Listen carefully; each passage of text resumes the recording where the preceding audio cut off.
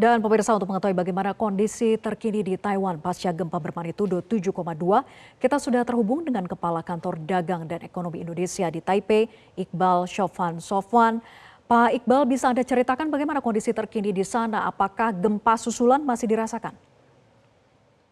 Ya, selamat sore Mbak Vera. Gempa susulan masih kita rasakan di kota Taipei khususnya sampai pukul 2 waktu setempat. Dari pagi sampai pukul 2 itu lebih dari 70 gempa susulan.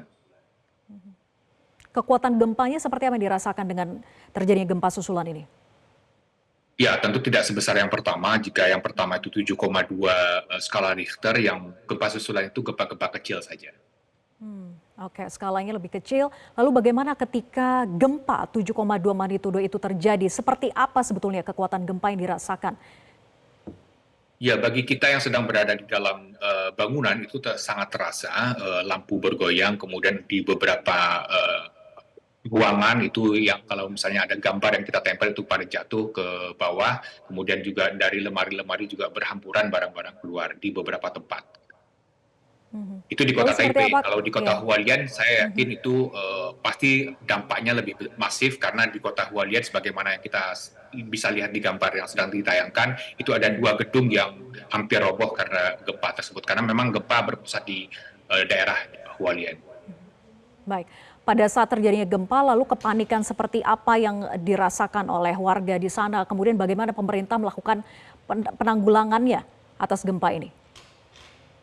Menarik karena pada saat gempa pertama terjadi itu kita tidak merasakan ada kepanikan, bahkan kita tidak melihat warga berhamburan keluar, khususnya di kota Taipei.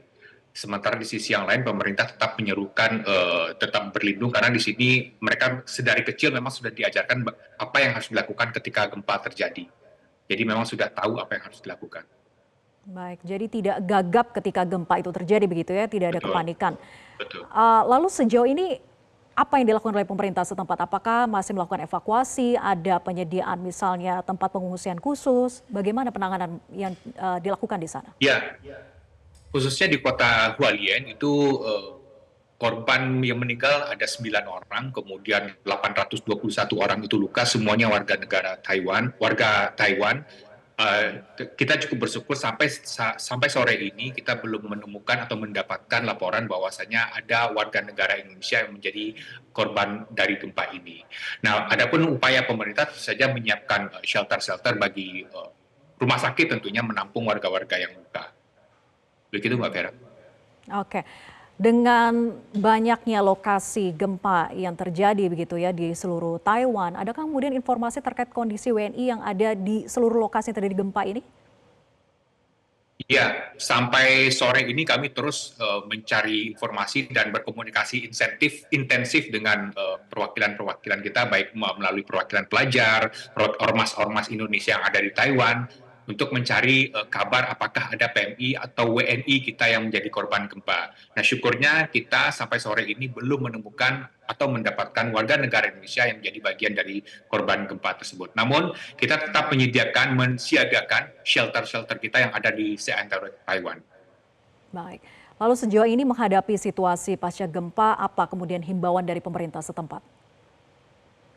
Himbauan dari pemerintah setempat itu termasuk sudah di SOP-kan bahwasanya tetap tenang, kemudian cari bagaimana cara berlindung di dalam ruangan, kemudian tempat seperti apa yang dituju ketika berada di luar ruangan. Begitu Baik. saja. Adapun dari Oke. KDI, kita tetap menyerukan kepada warga negara Indonesia untuk terus memberikan update kepada hotline yang telah kita sediakan di laman media sosial kita maupun laman di KDI resmi. Baik, gempa bumi di Taiwan ini kan menimbulkan tsunami juga dengan ketinggian antara 21 cm hingga 45 cm yang terdeteksi begitu ya. Apakah peringatan tsunami juga masih berlangsung di beberapa wilayah, misalnya wilayah pesisir utamanya dan diwaspadai, ataukah peringatan ini sebetulnya sudah dicabut? Ya, di Taiwan, pemerintah Taiwan sendiri sebenarnya tidak mengeluarkan peringatan tsunami. Yang mengeluarkan peringatan tsunami itu adalah pemerintah Jepang. Jadi dari pagi sampai sore ini kita tidak mendapatkan informasi bahwasanya pemerintah Taiwan memberikan tsunami warning. Oke, baik. Jadi memang hanya dari Jepang saja dan juga Filipina begitu ya. Terima kasih Betul, Pak betul. Iqbal sudah bergabung bersama kami di Metro hari ini dan tetap jaga keselamatan selalu.